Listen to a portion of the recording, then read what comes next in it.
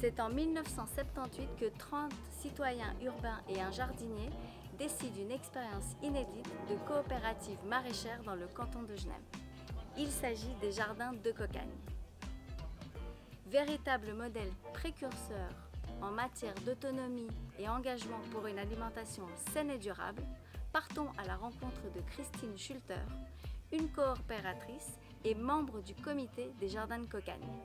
Christine nous racontera pourquoi elle a intégré la coopérative, quels sont les challenges à venir pour les jardins de Cocagne et comment cette initiative peut avoir un impact positif pour les générations présentes et futures.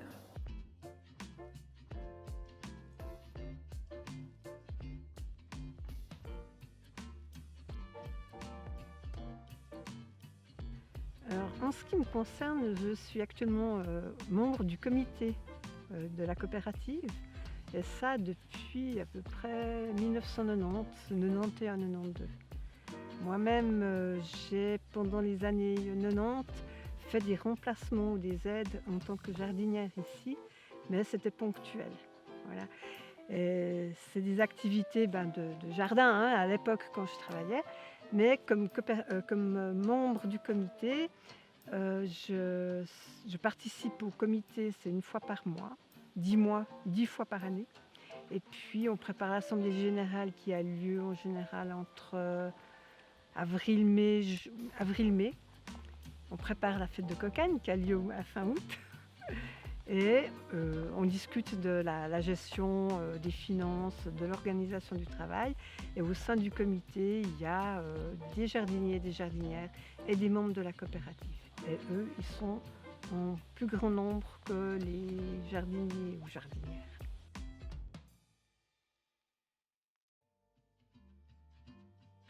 Alors que je suis venue à Genève en 87, je connaissais déjà Cocagne, son existence, parce que j'avais rencontré Reto Kadocz, le fondateur, un des fondateurs du jardin de Cocagne.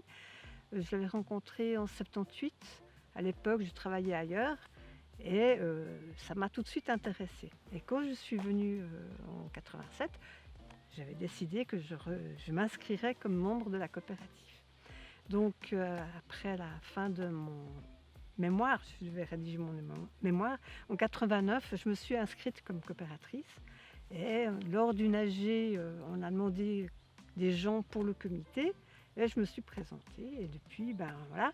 Et je me suis engagée parce que Cocagne, pour moi, c'est une coopérative participative, c'est un engagement politique.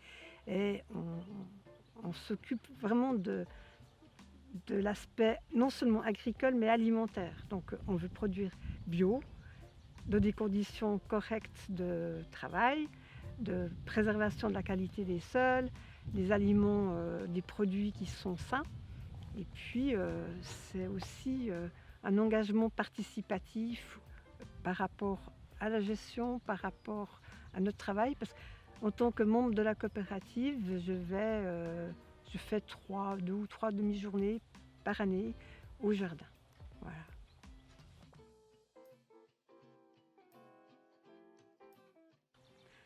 Alors, à Genève, je crois que c'est la seule coopérative qui est une coopérative où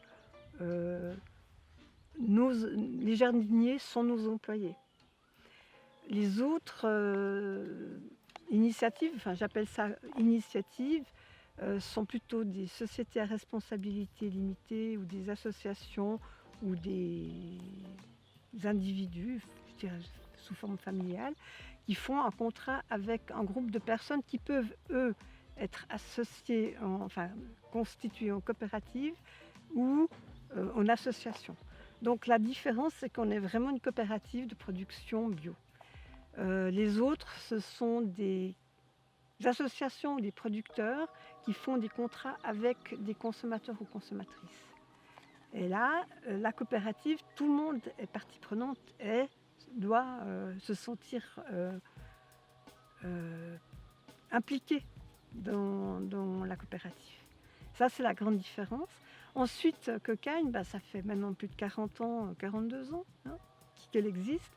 Donc, elle elle est un peu le modèle, enfin je dirais pas un peu, elle est vraiment un modèle, parce que plusieurs coopératives se sont constituées suite à la visite qu'ils ont pu faire dans notre coopérative dans les années passées, et ils ont créé leur propre coopérative. Ce qui est le cas notamment à Lyon, en France. Ça a aussi été le cas avec la coopérative Les Jardins des Charretons, qui a existé une dizaine d'années et qui est malheureusement a dû arrêter parce que le propriétaire du terrain a arrêté, a rompu le contrat de location. Voilà. Alors les autres coopératives, il y en aurait en Suisse allemande, qui sont un petit peu différentes, mais plus ou moins sous le même modèle.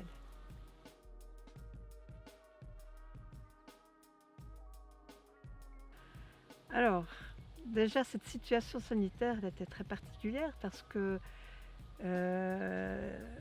à Cocagne, en plus, on a un secteur marché. Donc, on a un marché qui va 3 fois par semaine, 2 fois par semaine sur la plaine de Plainpalais, le mardi et le vendredi, et le samedi à Rives.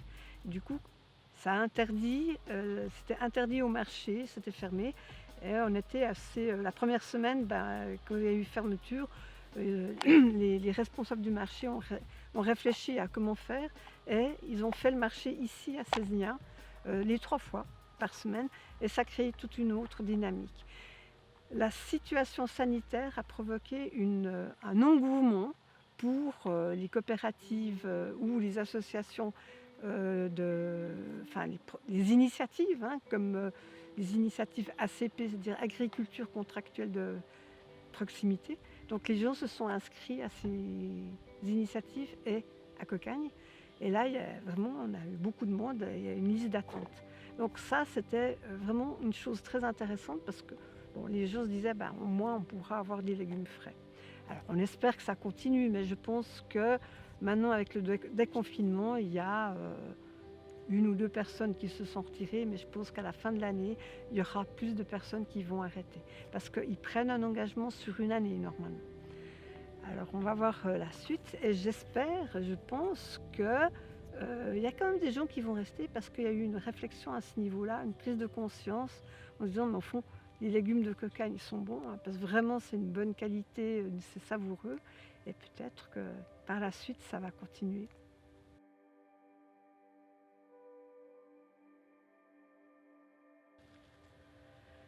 Au sein de Cocagne, c'est le travail d'engagement politique par rapport à ce que fait Cocagne. Depuis que je suis là, on a fait beaucoup de choses de ce que j'appelle comme engagement politique. On a beaucoup travaillé par exemple sur la souveraineté alimentaire, qui est un concept qui a été initié par la Via Campesina, qui est un mouvement international de petits paysans et qui a émergé au Brésil suite au mouvement des paysans sans terre, dont une trentaine de paysans avaient été massacrés. Et leur revendication, c'est accès à la terre, accès à l'eau, accès aux semences et avoir un revenu décent. Et pour moi, ça, c'était une chose très importante. Et Cocagne, notamment, l'a fait à travers,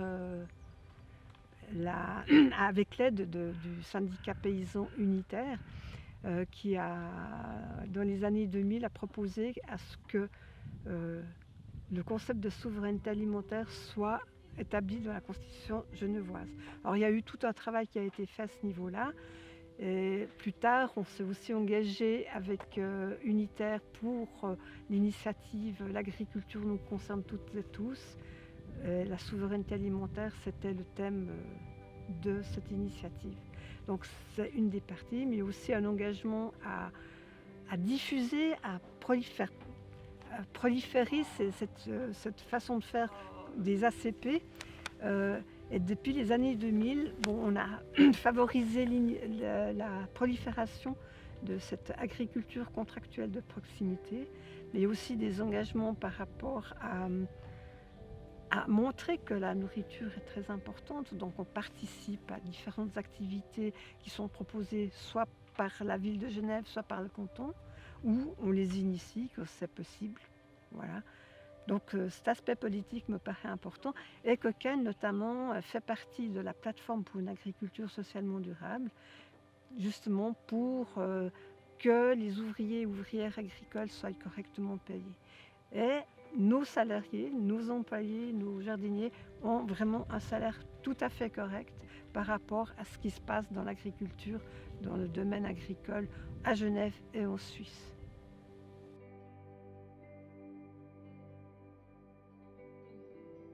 De faire connaître Cocagne, bon, je crois que c'est assez connu, mais dans un certain milieu, mais aussi montrer que c'est très important de changer l'optique qu'on a de l'agriculture, que l'agriculture familiale, l'agriculture paysanne surtout, est essentielle pour notre société, pour notre avenir, parce qu'elle permet de lutter contre le réchauffement climatique qui va à long... C'est-à-dire que l'agriculture industrielle est responsable de cette...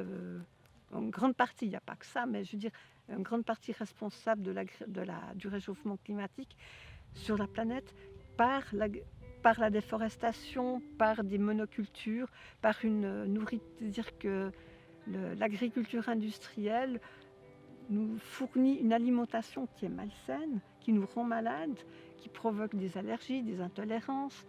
Et de manger bio, pour moi, c'est vital, quoi. Ça nous donne une bonne santé, ça permet de bien vivre. Et le fait de pouvoir lutter contre le réchauffement climatique serait justement un modèle. Et Cocagne, pour moi, c'est un modèle par rapport à ça. Mais ça ne veut pas dire que tout doit être des coopératives. Il y a d'autres façons de faire, mais le fait de faire des petits domaines de l'agriculture paysanne. Voilà.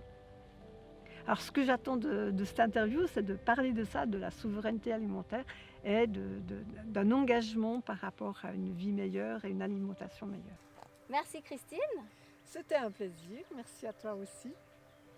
Voilà, c'était le 3e épisode de la série d'interviews pour cet été 2020. Si cela vous a plu, si vous avez envie de découvrir une actrice ou un acteur de la région, alors écrivez-nous sur notre page YouTube ou sur les réseaux Facebook et Instagram de Swiss Food Academy.